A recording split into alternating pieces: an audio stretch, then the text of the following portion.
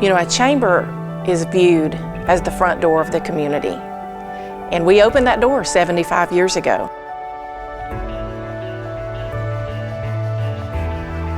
Being the front door of any community means welcoming visitors and businesses. We're bringing people into our home in hopes that they will make this their home. They will make this their new start for their business. As we celebrate the 75th anniversary of the Cullman Area Chamber of Commerce, we've really been able to look back at that history and find out where we've come from and how did we get to where we are today. This was a total farming community, a lot of unpaved streets, no sewer system, and had our own, made our own electricity here, so it was limited what we had. Cullman is still the #1 agricultural county in the state of Alabama. And because of that strong growth that we had in the agricultural side, it allowed us to then take the next step, thanks to many of the men and women that were dedicated to seeing Cullman continue to grow. Charlie Bishop, who was a pharmacist at what was Walgreen then, had this vision of the chamber, actually. Talked to a number of the guys, and 5 or 6 fellows got together and formed the chamber. Then we saw the need to bring jobs in. Just a couple of years later, it formed the Industrial Development Board, and I became chairman of the Industrial Development Board. They felt that industry, and particularly industrial growth, was the next logical step. So that's when the Flying 50s became involved and said, we need a way to recruit more industry. And they set out to do that and did a remarkable job, as we all know, in recruiting King Edward and many other industries to Cullman. The Flying 50 could get a group together in 15 minutes. Don't ask what it's about, you know, just come. We learned through a lady here in town that the John Swisher Company, King Edward Cigars, was going to build a plant. And we found out they were going to Kosciuszko, Mississippi. So we got us up a National Guard airplane, ran the Southern Airlines airplane, and then took a private airplane and took the Flying 50 to Jacksonville, Florida, and asked Mr. Swisher, the president, if he would have lunch with us, and he just simply said he didn't have time to come to Cullman. And we said, Mr. Swisher, you don't have to. Can you just come up town to the hotel? He did. We had the 50 people there, so enthusiastic, and everybody willing to talk and tell him something. You know. They said, we give you this, and we give you everything, keys to the city. I said, I'd give you the courthouse if I owned it. The real victory in this was when we built the cigar plant. The plans were already drawn, and it says a cigar plant for Kosciuszko, Mississippi. And we moved them, sold them on coming to this community. That was our start. We got several others soon after. So industry is vital. It has been in our past and it will be in our future.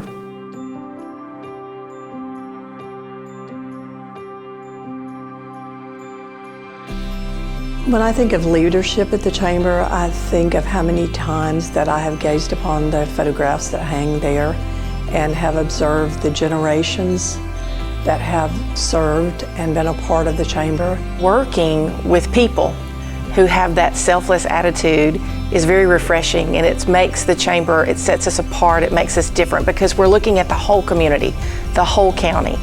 And now, as I'm meeting new people and the next generation of leaders, I feel like our future is in really good hands.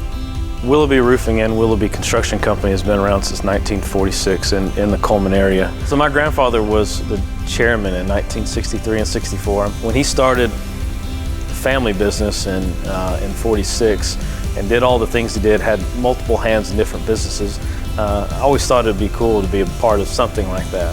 When I am in the chamber board in that meeting room, and I go along the wall and I see all the pictures of all the great business people that have been a part of the chamber and been a chairman.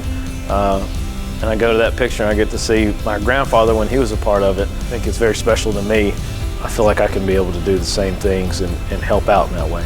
You have produced great leaders, some within the same family, and many have always had and shared the ambition of wanting Cullman to be the best in all areas. The chamber helped me develop in self-assurance, leadership, learned to know how the political flow affected the economic flow.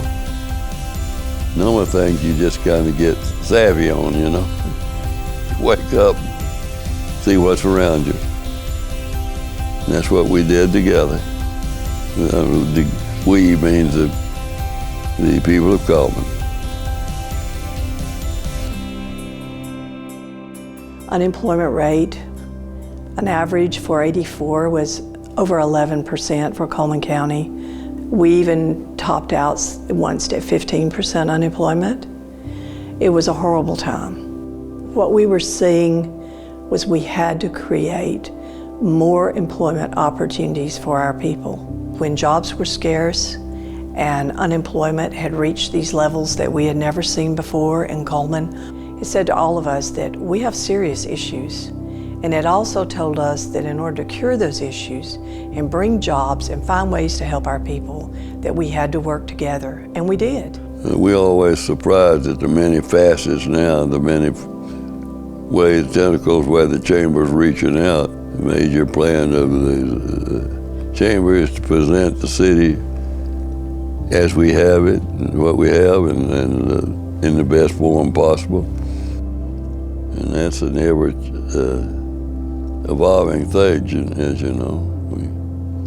We can't even really fathom what the opportunities are. We just have to delve in and look for them. So over the years, it's become very apparent that Cullman is a leader in industrial recruitment. We've recruited so many great industries over the years. However, in 2011, our world was literally shaken, and it changed the landscape of business in Cullman. When the tornadoes came through, they ripped apart our downtown, ripped apart people's homes, but out of that, we were able to rebuild something bigger and better and stronger than we've ever been able to do before, because it brought us together and it united us for one common cause. And so commercial development and retail development, all those things escalated. And we got our first brewery. We've never had that before. And maybe one of the best things is Rock the South. From that devastation, we created something really fun and unique for our Cullman area. It brings in more people every year. It created a destination for people that have maybe never heard of Cullman, Alabama.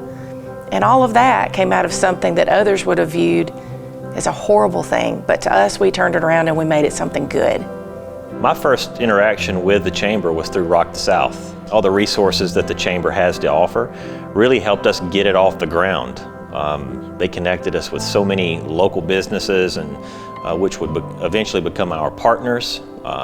Through all the entities of the city of Cullman, the Chamber of Commerce was really our very first contact in that. This city is full of talented people in every aspect. I feel like the Chamber's role in every community really is to unify all that talent and to help sell the story of our city.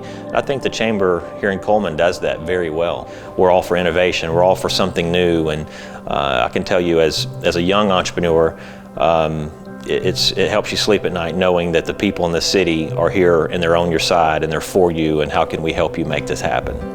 If you're young or just wanting to get into business, I think Cullman is a great place to do it right now. The strength of the chamber really does make a difference, and we have had such a strong membership in our chamber for years that it's certainly a voice to be reckoned with and one that helps to tell our story. You know, unity is essential. Like I said earlier, we have incredibly talented, passionate people in this city, in every corner. And if we work together, we're going to be able to accomplish just about anything. Yeah, the main reason why we continue to invest in into the community and the chambers, we see all the positive influence it is having in helping other companies grow in this market and helping the community grow at the same time. The chamber's been helpful with the startup of Zero RPM on so many fronts, and Zero's starting to have success all across the country. So many people think that the chamber is only here for the city of Cullman, and that's far from the truth, and we're proof of that. I mean, our businesses are located in Bremen, Alabama, down in the Cold Springs area, about as far from the city center as you could possibly get. And we've had tremendous outreach from the chamber over years, 10, 20 years. The chamber's goal is to make a better place for all the communities. And it shows they're out in every school, every community. I feel like it makes a difference to have an organization that is thinking about all the different categories of life and business in the city and how they can all work together to help each other. There's no question that everything does tie together. And if retail's winning, tourism's winning. If education and entrepreneurship's winning, then the city's winning and jobs are winning and people are winning. So to have an organization like that really adds a tremendous amount of value to our community. I mean, we've got things that other communities wish for. So I'm certain that this chamber and this community will capitalize on the assets it has in hand and make this a brighter place in the future, no doubt. It's really hard to think about what it would have been like 75 years ago. Really hard. Has Leah really been here 75 years?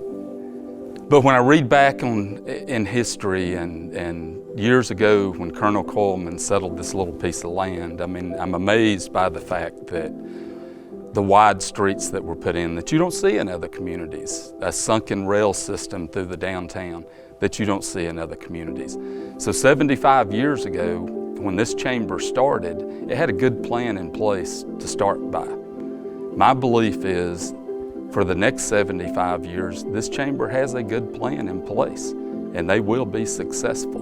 Converging for Success, the 5-year plan that's been put in place, in essence, it is the chamber's plan, but really, when you look at it, it belongs to the residents of our area. The chamber's plan is aggressive, no doubt. I mean, we're going to be touching everything from housing to entrepreneurship to infrastructure, education, so many things. But with the community buy-in and everybody getting involved, we can ensure the success of this program. The Converging for Success plan spoke to the very thing that I mentioned earlier. Planning is so important, but planning means working together. At the moment, we have a shortage on houses. We've got enough people, we've got a low unemployment rate in the community, but we just don't have enough houses for bringing in more people. Being a part of EPIC is helping us give something for young people to do, but what we have to have for those young people is a place to live other than just apartments to rent. When they want to buy a home and start their own family, there's got to be enough options. We look at the startup of the technology village, but we'll get to look at ideas and turn them into thriving companies and create great jobs for this community. So I think that just proves that the chamber is driving innovation into the future. It was an easy decision for us to invest in the strategic plan. For one, the chamber has always helped us with our dreams and our ideas, and especially with Rock the South. They didn't come to us with our hands out in the very beginning. They literally helped us before we could do anything to help them. So it was just a natural thing for us to want to be a part of it. It's a very exciting plan. We think it's going to make a huge impact on our city. We live here, so we're going to get to experience the benefits of this plan. And so it's just easy for us to want to be a part of it. I think by now everybody's invested into the Converging for Success, whether it's sweat equity or whether it's their own, monetarily. I think by now we all fully believe in the value that it's going to bring to the community. Anybody who isn't involved needs to be involved.